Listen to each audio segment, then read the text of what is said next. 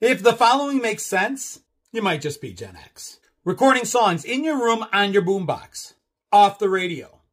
Fingers precipitously placed over the play, record, and pause button? Yeah, you might just be Gen X. If you ever had to blow into an Atari or Nintendo cartridge in order to make it work, like you were giving mouth to Mario or Pac-Man, you might just be Gen X. If your parents' idea of childproofing was don't bleed on the carpet, you might just be Gen X. If you drank from the hose, rode in the back of a pickup truck, and lived to tell about it, well, you could be a boomer, Gen X, or older millennial, but you might just be Gen X. If your toys walked downstairs alone or in pairs, included Shrinky Dinks, a Big Track, a Green Machine, if they had the power to kill you because they were lawn darts, well, then you might just be Gen X. If your cartoons came with a moral lesson at the end, and your cereal came with a prize, yeah, well, then knowing is half the battle, and I'm knowing that you might just be Gen X.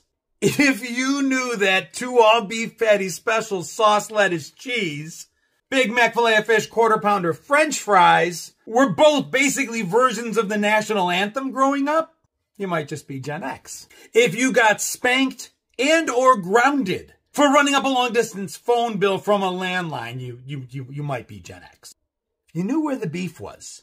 If you didn't squeeze the Charmin, if you knew when it was time to make the donuts, and played MASH in order to find out what you'd be living in and what you'd be doing with your life, well, actually, you're more than just Gen X. You're vintagely awesome. Slightly bruised, mostly unbothered, and somehow still here.